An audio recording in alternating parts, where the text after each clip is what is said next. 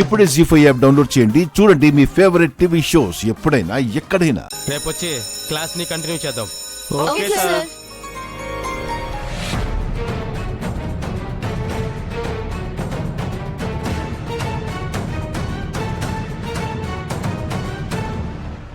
అక్షిత, అందుకే ముందు నుంచి చెప్తున్నా, నువ్వు వినలేదు.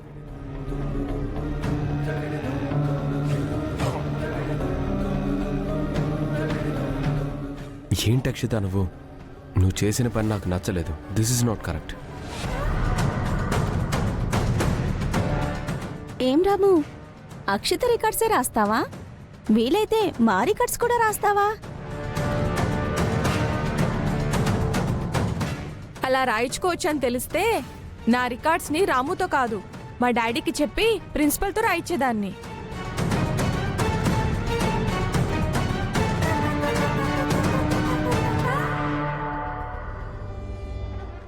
హే,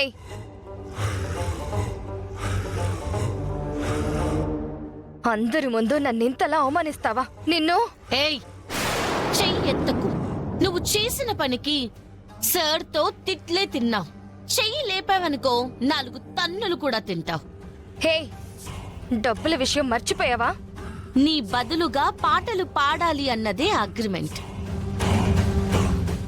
డబ్బులు తీసుకున్నంత మాత్రాన నువ్వు తప్పులు చేస్తుంటే చూస్తూ వదిలేయడానికి నేనేం నీ బానిసని కాదు.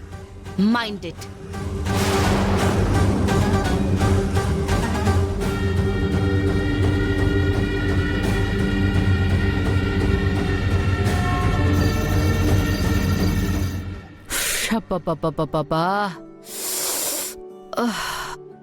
అబ్బా, అమ్మా. ఏమైంది కామాక్షి? ఎందుకలా ఆపసోపాలు పడుతున్నావు? తలనొప్పండి, ఒక్కటే తలనొప్పి. తలనొప్పి అయితే టాబ్లెట్స్ వేసుకోవచ్చు కదా. నేను వెళ్ళి తీసుకురానా? వద్దులేండి. టాబ్లెట్ వేసుకుంటానంటే ప్రతి దానికి టాబ్లెట్ వేసుకోవడమేనా అని ఇంతెత్తులు లేచింది. ఎవరు? ఇంకెవరు? పల్లవి. పల్లవా? తను చెప్తే ఇంకా ఆర్గ్యుమెంట్ ఏముంది? అబ్బబ్బబ్బబ్బబ్బా. అది కాదు తాతయ్య గారు, ప్రతిదానికి టాబ్లెట్స్ వేసుకోవడం మంచిది కాదు, ఆరోగ్యాలు పాడైపోతాయని చెప్పాను. మా కంచి కామాక్షమ్మకి ఆయిల్ మసాజ్ చేద్దామని అడిగాను, కానీ వద్దు అంది. సరే, బామ్ రాస్తే తలనొప్పి తగ్గిపోతుంది కదా, అది కూడా చెప్పాను. అయినా సరే వద్దంటుంది. రాయమ్మా, రాయ్. అమ్మో వద్దే. ఏం కాదు. వద్దు. అయ్యో, రాసుకోవే. ఏం కాదమ్మా, తగ్గిపోతుంది.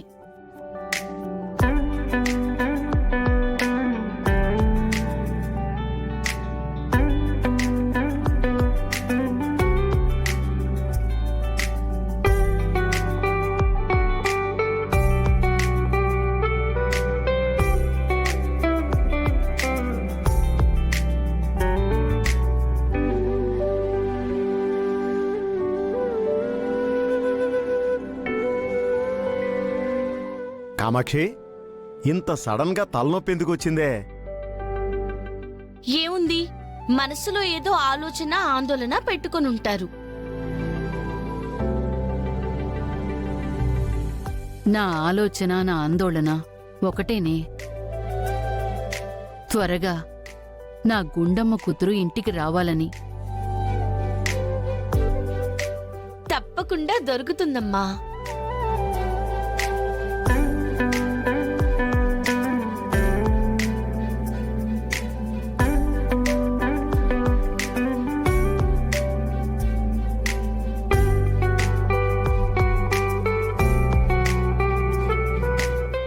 ఆహా, నీ చేతుల్లో ఏదో మహత్యం ఉందే. పల్లవిని కేర్ టేకర్గా ఇంటికి తీసుకొచ్చారు, కాని తను అంతకంటే ఎక్కువగా సొంత మనిషిలాగా అన్ని పనులు తనే చేస్తుంది. నువ్వు గ్రేట్ పల్లవి. డబ్బులు పడేస్తున్నాం కాబట్టి పనిచేస్తుంది. ఇందులో గొప్పేముంది?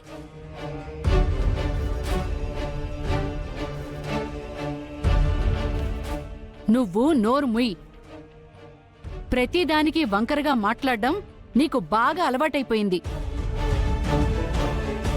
పల్లవిని ఎప్పుడు చూసినా తక్కువ చేసి మాట్లాడొద్దని నీకు చెప్పానా? కామాక్షి, ఇంట్లోనే కాదు కాలేజ్లో కూడా పల్లవితో అక్షిత గొడవ పడుతూనే ఉంటుంది. ఏంటి ఇంట్లో పెద్దవాళ్ళు అయిపోయారు అనుకుంటే ఇప్పుడు నువ్వు కూడా తయారయ్యావా నా కూతురు మీద చాడీలు చెప్పడానికి?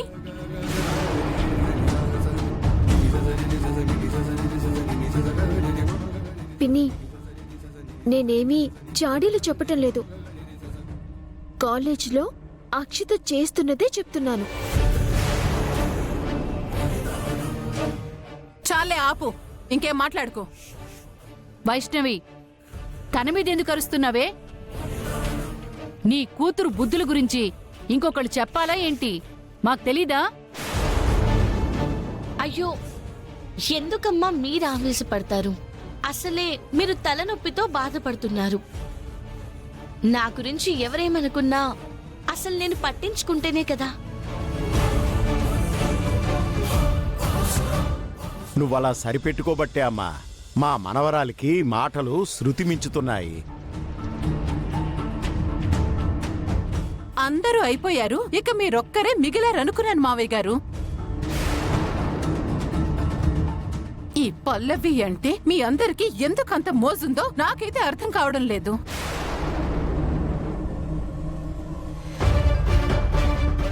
అయినా నీకు బుద్ధి లేదు, దాంతో నీకేంటి?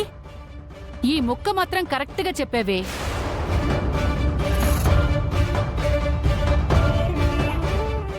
ఏమైంది వైష్ణవి? ఏముంది, అక్షిత పల్లవిని ఏదో కామెంట్ చేసి ఉంటుంది. దాంతో అమ్మవాళ్ళు ఏదో అని ఉంటారు. నా కూతుర్ని అలా తిడతారా అని వైష్ణవి ఫైర్ అవుతూ ఉంటుంది. అంతే కదా? చూడక్షిత, అమ్మా అమ్మా, మీరనుకున్నట్టు ఇక్కడేం జరగలేదు. తను నన్ను ఏమీ అనలేదు. అమ్మకి తలనొప్పిగా ఉంది అంటే బామ్ రాశాను అంతే. ఈలోపు మీరు ఫ్రెష్ అయ్యి రండమ్మా, భోజనాలు వడ్డించేస్తాను. ఏమండి పని మనిషి గారు, భోజనాలు ఎంతవరకు వచ్చాయి? అమ్మా అయిపోయాయమ్మా. సరే సరే. అమ్మా, సడన్ గా నీకు తలనొప్పి ఎందుకు వచ్చింది? మీ అమ్మాయి ఎప్పుడు దొరుకుతుందా, ఎప్పుడు ఇంటికొస్తుందా అని ఆలోచించి తలనొప్పి తెచ్చుకున్నారు.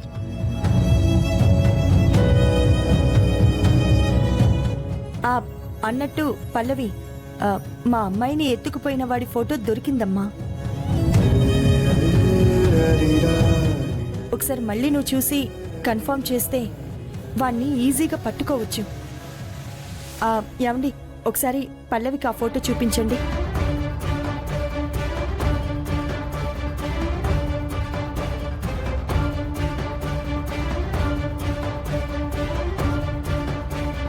జీ5 యాప్ డౌన్లోడ్ చేసి అన్ని ఎపిసోడ్స్ పూర్తి ఉచితంగా చూడండి.